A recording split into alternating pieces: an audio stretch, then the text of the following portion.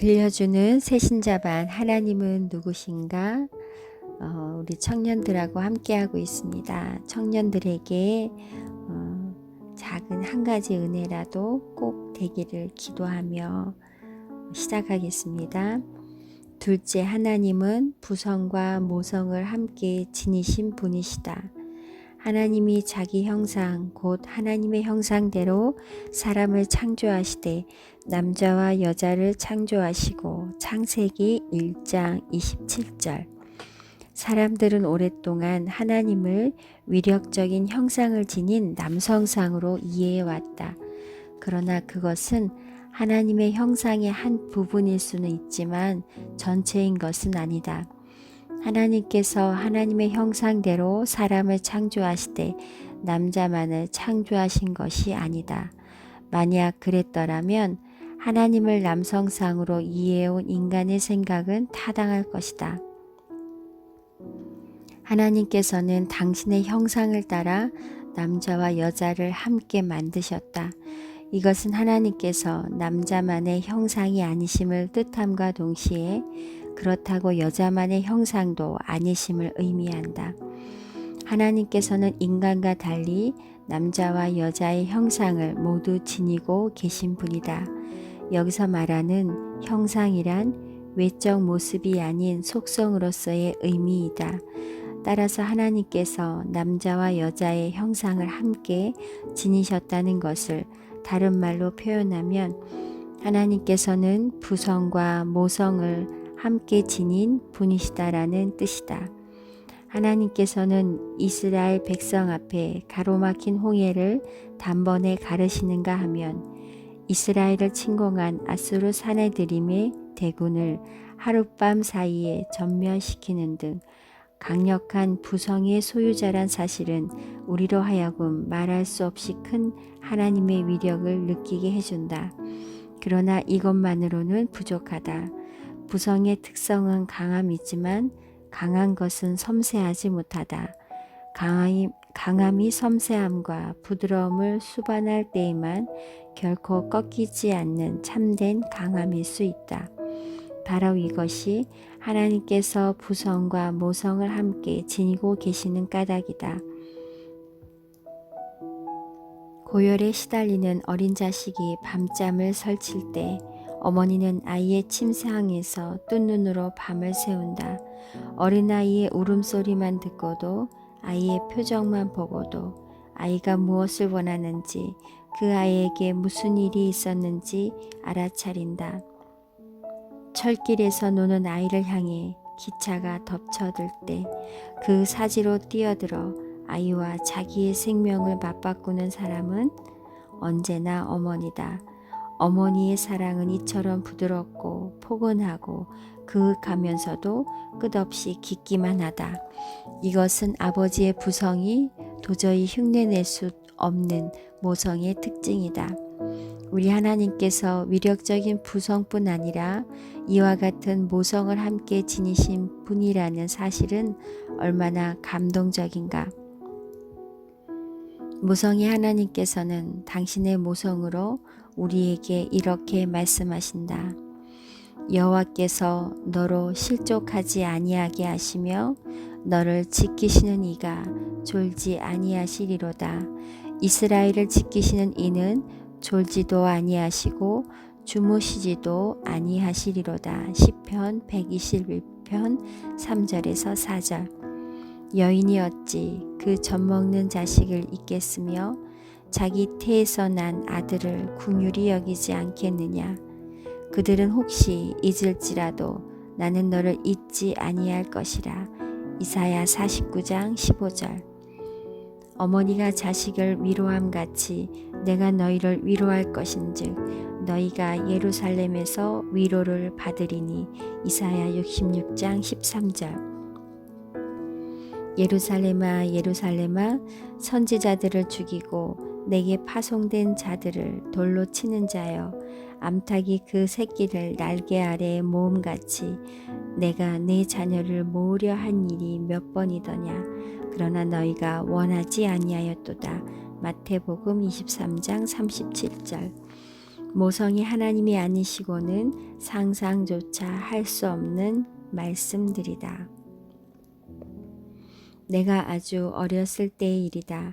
한국 전쟁이 끝난 뒤라 모든 물자가 처참하리 많지 필접하던 그때 장교로 전쟁에 참전한 둘째 자영은 논산에서 근무하고 있었다. 몹시 춥던 겨울 나는 어머니를 따라 논산 누님댁을 방문하였다. 갈 때는 자영의 군용 지프차를 타고 갔는데 올 때는 사정이 여의치 않아 기차를 타게 되었다. 지금은 고속도로가 뚫려 있어 논선에서 대전까지 10여 분도 채 걸리지 않지만 그 시절의 완행열차는 몇 번이나 멈추어 선 끝에 무려 1시간이 지나서야 겨우 대전에 닿았다. 말이 객차이지 실은 화물차와 다름없었다. 난방이 되지 않는 것은 물론이요. 좌석은 온통 나무 의자였고 창문들은 여기저기 깨어져 있었다.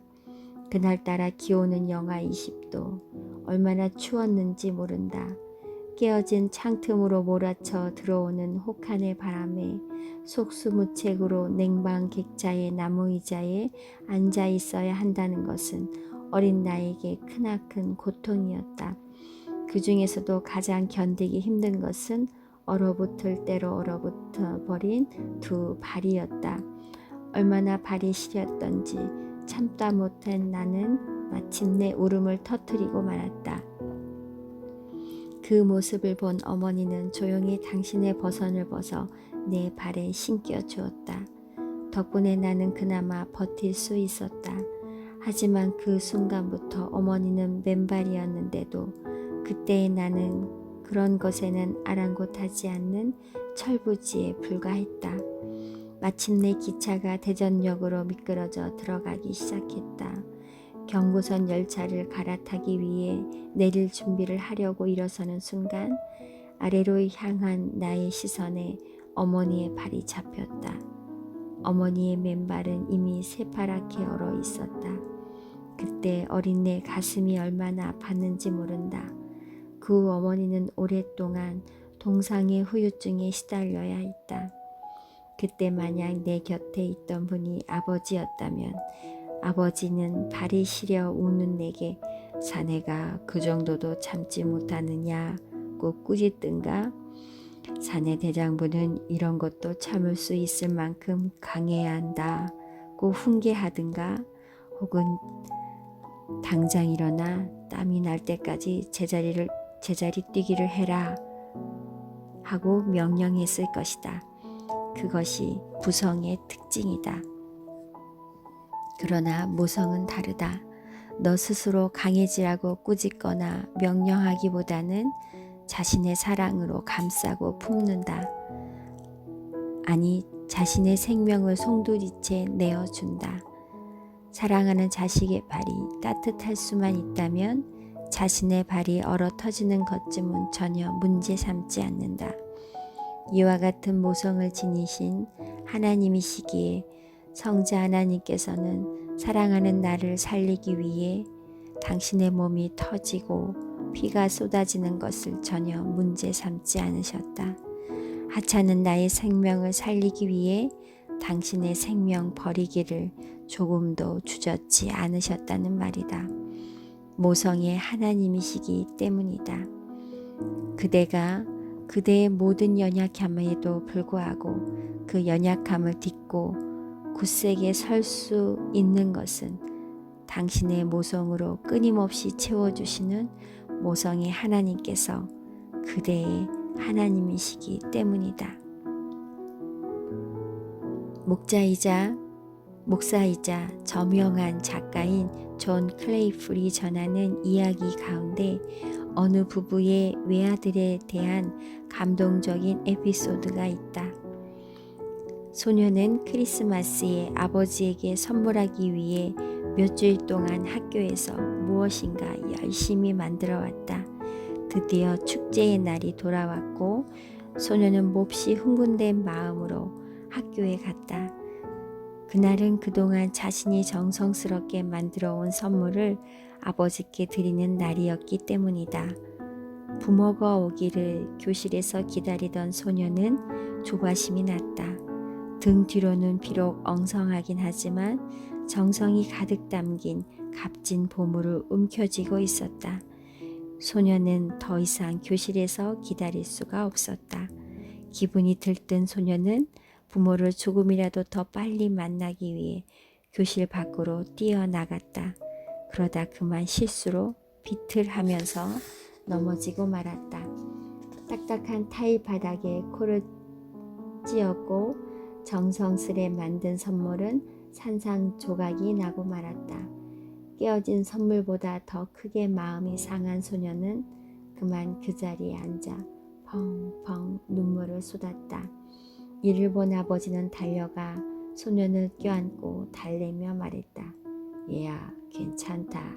별일 아니니 걱정 말거라.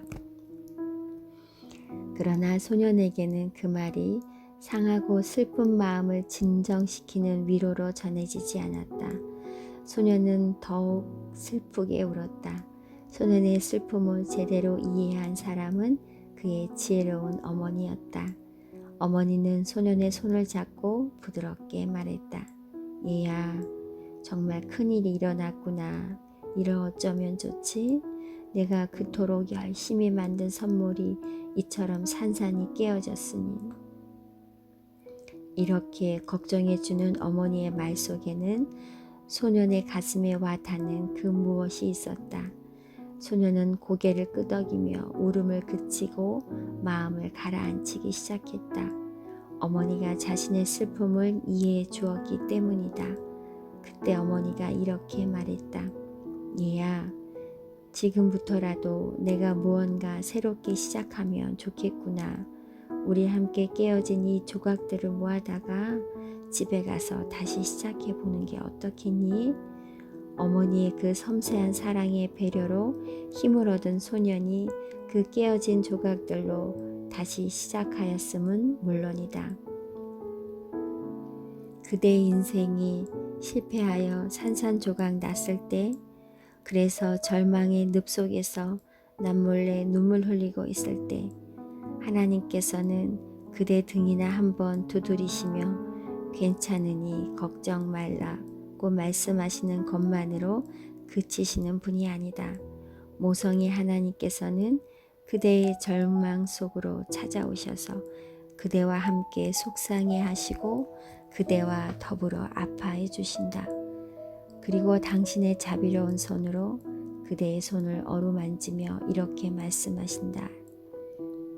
얘야, 정말 큰일이 일어났구나. 이를 어쩌면 좋지? 내가 그토록 열심히 애쓴 일이 이처럼 산산이 깨어졌으니. 그러나 얘야, 나는 지금부터라도 내가 무엇인가 새롭게 시작하면 좋겠구나. 이 깨어진 것들로 나와 더불어 다시 시작해보지 않으련.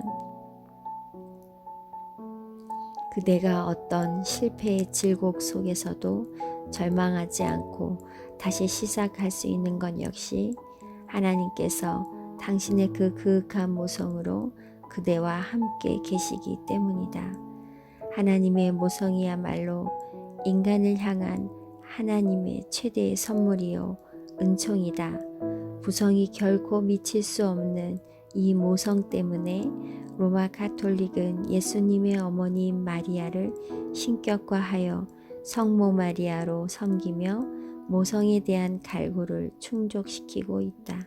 그러나 하나님께서는 인간 마리아가 흉내낼 수조차 없는 하나님의 모성을 완벽하게 지니고 계신다. 부성과 모성을 함께 지니신 하나님, 그분만으로도 우리는 족하고도 남는다. 사랑하는 청년들, 오늘 하루도 하나님 부성이시고 모성을 함께 지니신 그 하나님이 여러분의 하나님이십니다. 함께 기도하며 시작하겠습니다. 여러분의 하나님이십니다.